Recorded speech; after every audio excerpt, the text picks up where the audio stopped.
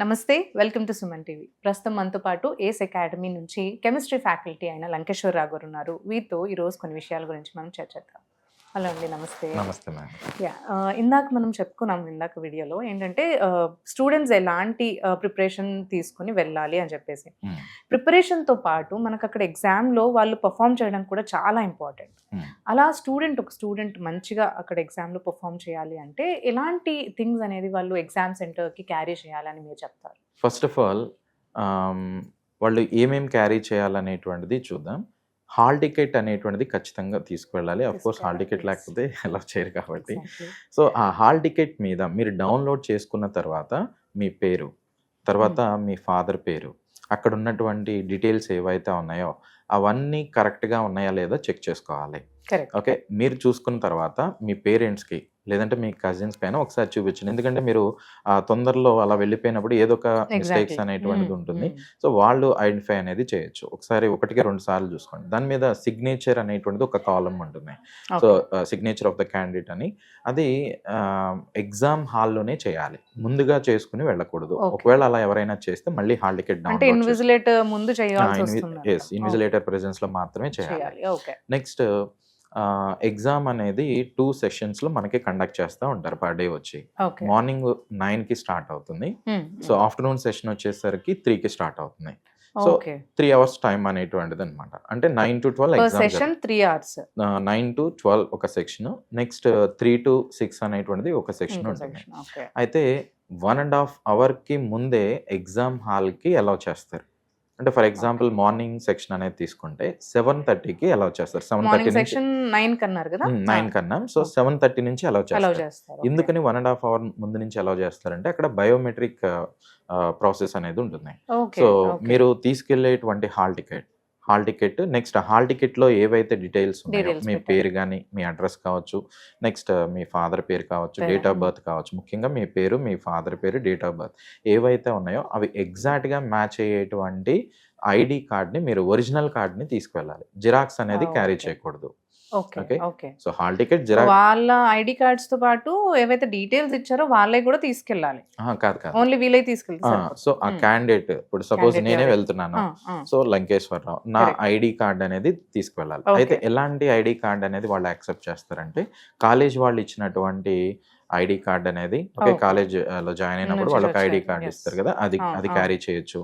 రెండోది pan card కానీ, ఒకవేళ పాన్ కార్డ్ కానీ, లేదు అంటే ఆధార్ కార్డ్ కానీ, సో ఓటర్ ఐడి అనేటువంటిది కావచ్చు, ఇలాంటి ఏవైతే ఉంటాయో ఇవి వాళ్ళు క్యారీ చేసుకోవాలి. వాళ్ళతో పాటు హాల్ టికెట్ తీసుకువెళ్ళాలి, ఒరిజినల్ ఐడి కార్డ్ అనేటువంటిది క్యారీ చేయాలి.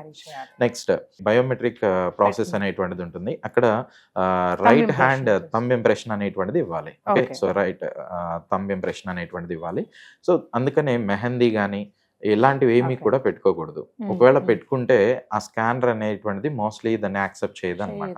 సో అలాంటప్పుడు వాళ్ళు ఆబ్వియస్లీ ఎగ్జామ్ రాయటానికి చాలా ప్రాబ్లం అనేటువంటిది ఫేస్ చేయాల్సి వస్తుంది. ఓకే, సో మెహందీ కానీ, గోరింత ఇలాంటివి ఏవైతే ఉంటాయో అవి కావచ్చు, టాటూస్ కానీ ఇలాంటివి ఏమీ కూడా యూజ్ చేసుకోకూడదు. నెక్స్ట్ స్టూడెంట్స్ ఏమేమి తీసుకువెళ్ళకూడదు అంటే, ఏమేమి తీసుకువెళ్ళాలి? హాల్ టికెట్, ఐడి కార్డ్ అనేటువంటిది తీసుకువెళ్ళాలి. మరి ఏమేమి తీసుకువెళ్ళకూడదు?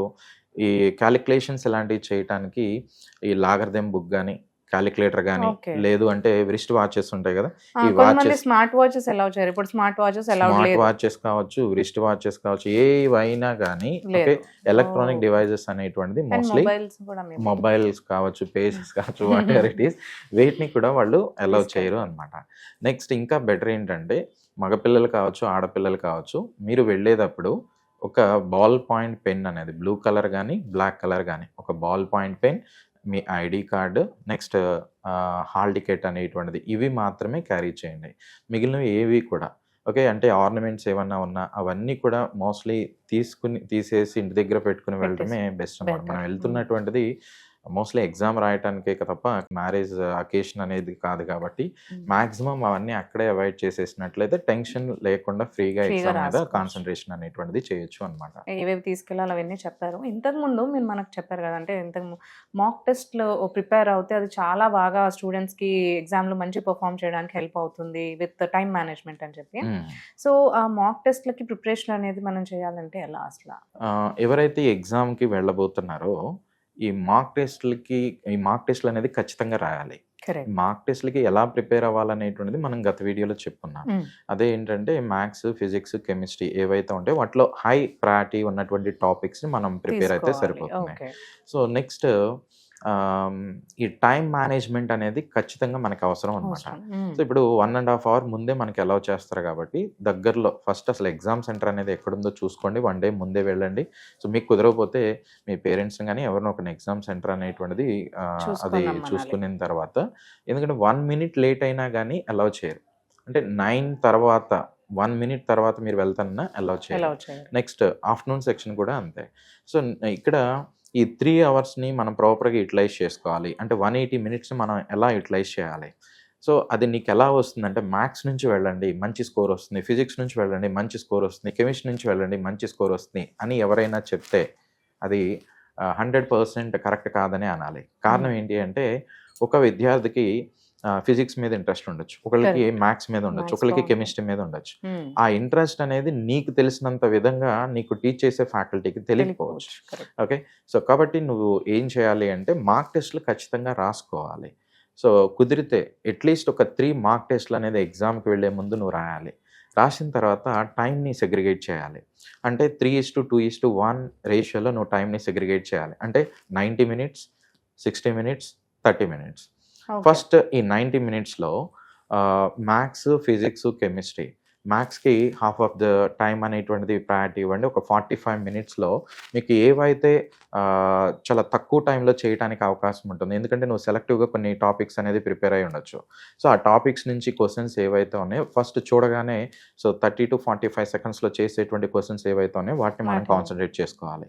సో, నెక్స్ట్ ఫిజిక్స్ కూడా అంతే. కెమిస్ట్రీ కూడా అంతే. చూస్తావు 30 సెకండ్స్‌లో వచ్చేటువంటి క్వెషన్స్ ఏవైతే ఉన్నాయో అవన్నీ కూడా సాల్వ్ చేసుకొని వెళ్తావు. ఇది ఫస్ట్ 90 మినిట్స్‌లో నువ్వు చేయాల్సిందే. నెక్స్ట్ 50% ఉన్నటువంటివి ఉంటాయి. ఓకే. సో, దానికి నెక్స్ట్ ప్రయారిటీలో అంటే కొంచెం ఎక్కువగా అట్‌లీస్ట్ ఒక 45 సెకండ్స్ గానీ లేదంటే 1 మినిట్ టైమ్ అనేటువంటిది ఇస్తే కొన్ని క్వెషన్స్‌కి ఆన్సర్స్ అనేటువంటిది వస్తాయి. సో, వాటిని ఆ 60 మినిట్స్‌లో చేయటానికి నువ్వు ట్రై చేయాలి. సో, నెక్స్ట్ అసలు ఏమాత్రం తెలీదు అంటే 10% మాత్రమే అక్కడ నీకు స్కోప్ అనేది ఉంది.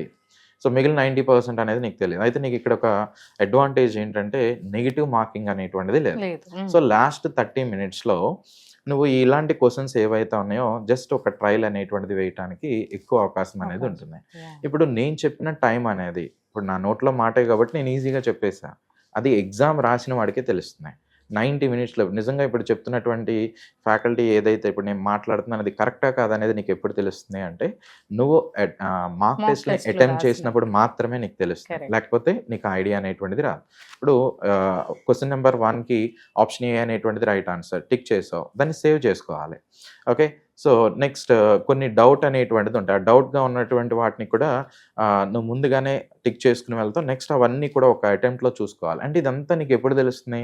అట్‌లీస్ట్ ఫస్ట్ ఆ మార్క్ టెస్ట్ అనేటువంటిది రాస్తేనే నీకు ఐడియా ఉంటుంది. కరెక్ట్. రాకపోతే మళ్ళీ అక్కడికి వెళ్ళిన తర్వాత నువ్వు చాలా టెన్షన్ అనేది ఫేస్ చేయాల్సొస్తుంది. ఆ టెన్షన్‌లో మనం చదువుకున్నటువంటి ఆ డేటా మొత్తం ఎవాపరేట్ అయిపోతుంది అనమాట. అవును. అవును. ఓకే. సో, కాబట్టి ఆ 3:2:1 అనేటువంటిది నేను ఏదైతే అంటున్నానో సో, ఆ పాయింట్ ఆఫ్ వ్యూలో మీరు కూడా ఒకసారి మార్క్ టెస్ట్‌లు అట్‌లీస్ట్ ఒక 3 రాయండి. సో, డెఫినిట్‌గా మీరు సక్సెస్ అవ్వటానికి 100% స్కోప్ అనేది ఉంటుంది. ఎందుకనంటే మన టార్గెట్ వచ్చి 80-90 మార్క్స్ అనమాట. థాంక్ యూ అండి. Thanks for sharing all this information with us. Thank you. Thank you so much. Thank you.